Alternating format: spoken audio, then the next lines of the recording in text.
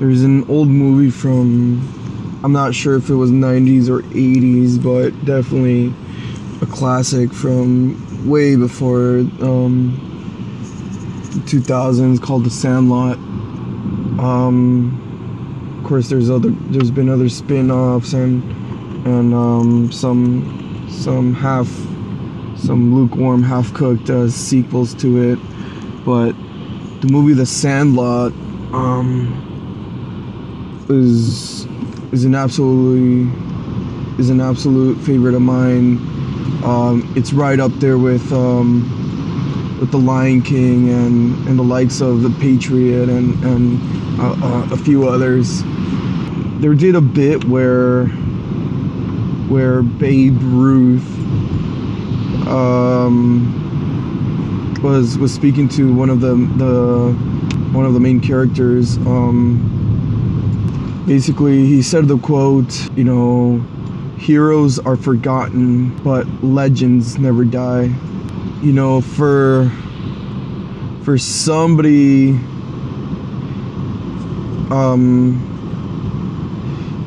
there is a literal definition of a legend. Legend means more than 10,000, something like that, something along the lines of 10,000, some big number like that.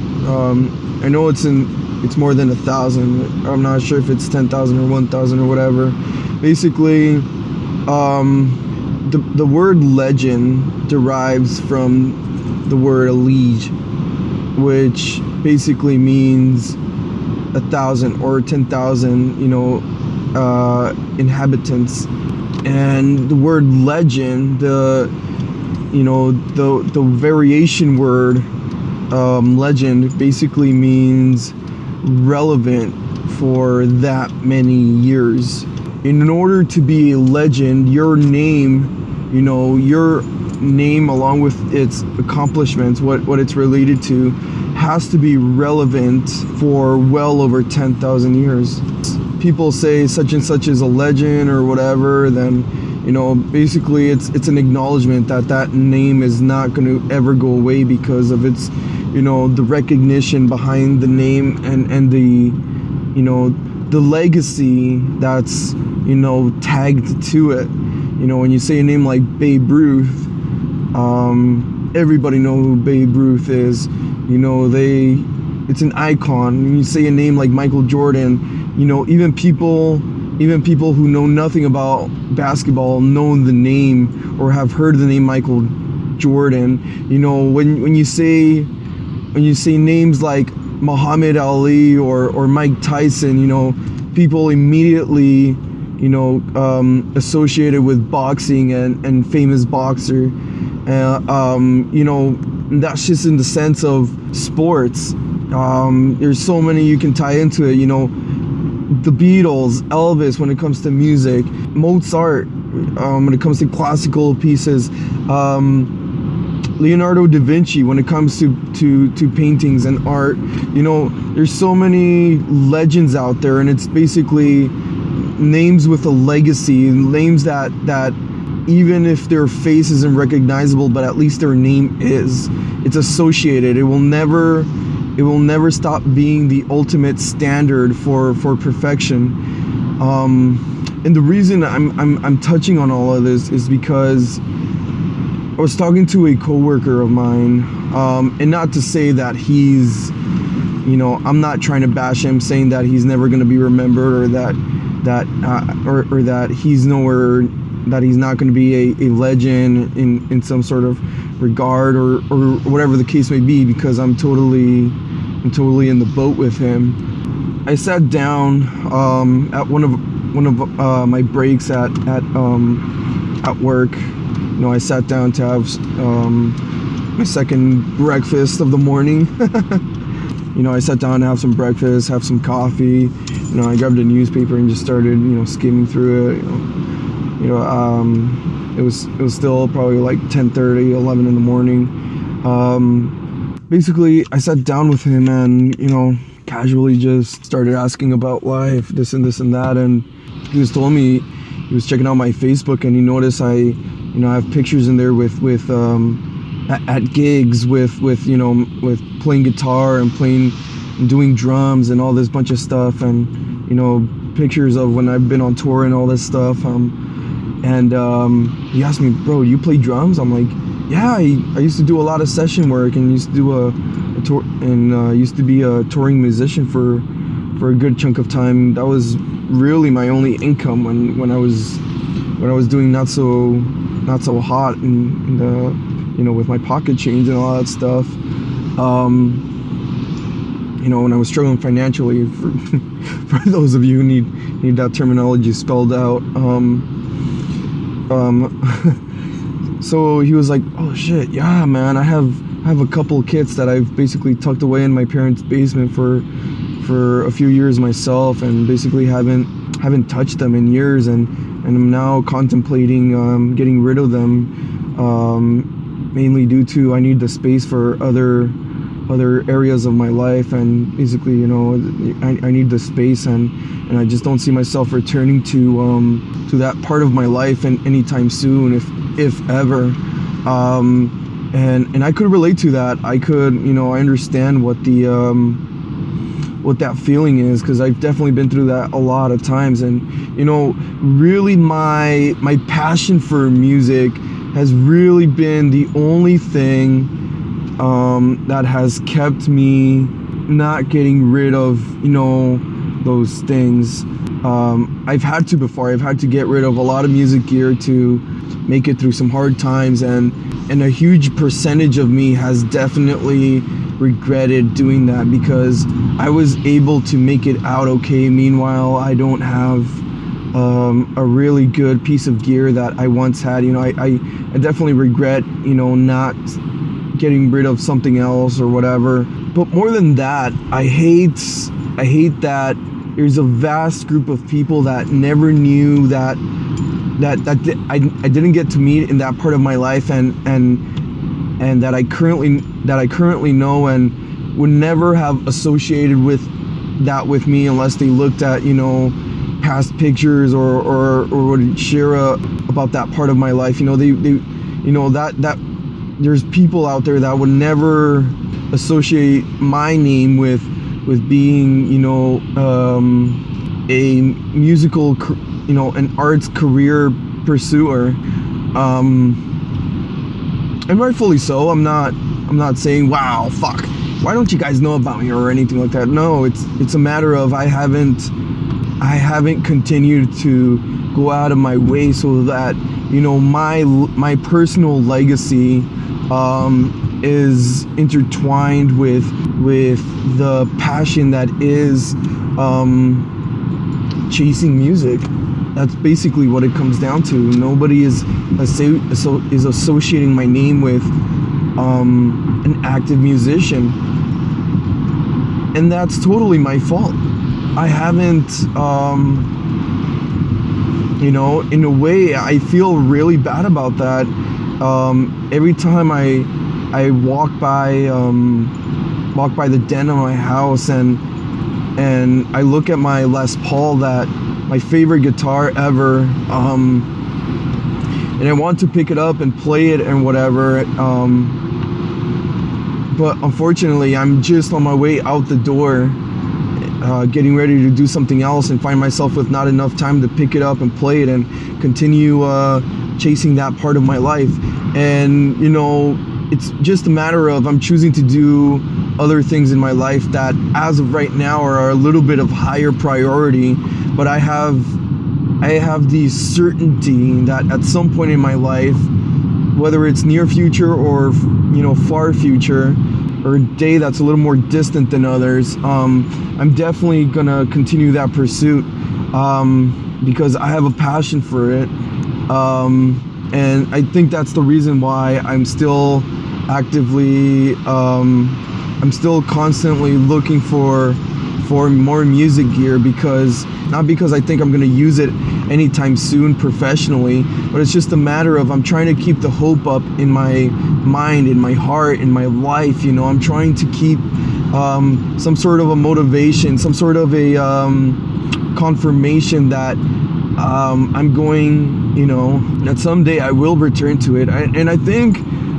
for me particularly, that's why I don't take that burden off my parents' basement. They're definitely gracious enough to keep that stuff for me. Absolutely. I can't thank them enough for doing me that solid of keeping my drums in their basement. I know it's not a small toy, and I'm sure they could use the space, but they don't do it because, they, for whatever reason, I haven't wanted to get rid of them. And I think they understand what exactly it is that I'm trying to do with them. In that regard, it's just a matter of, I want to get back at it eventually.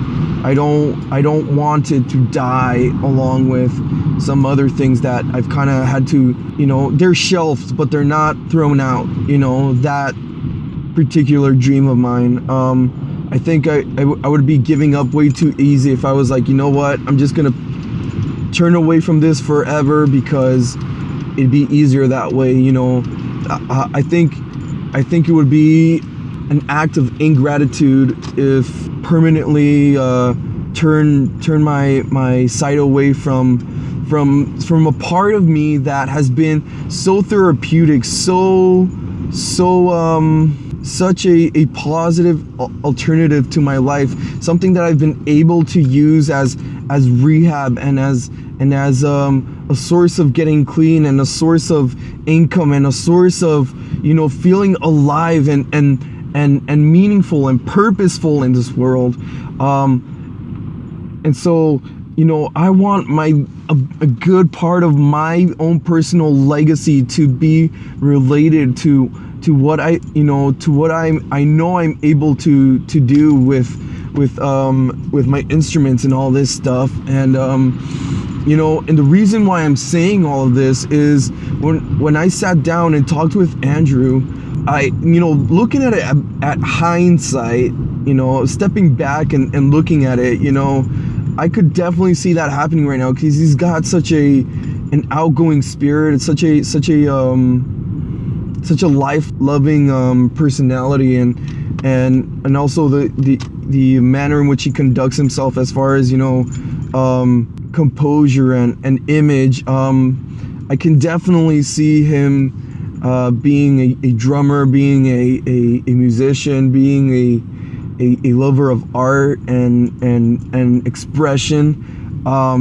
And he's a totally cool dude. It kind of saddened me to think that he wasn't gonna get, that he's contemplating no longer getting in on the high, the absolute high that is musical expression or expression through audio creation. And it's awesome. And it's, that awesome feeling. I'm going to be poking at him and continuing to encourage him to, even if he gets rid of one kit, but at least keep one of them, so that at least there's that hope that he has that kind of release, because everybody needs a release, everybody needs an outlet, for those really shit days, for those really shit portions of life in which it's never enough just talking about it. Sometimes you gotta let off some steam through creation, because there's a lot of things, there's a lot of outlets out there that are useful, but they vary in potency. They vary in effectiveness. A small one would be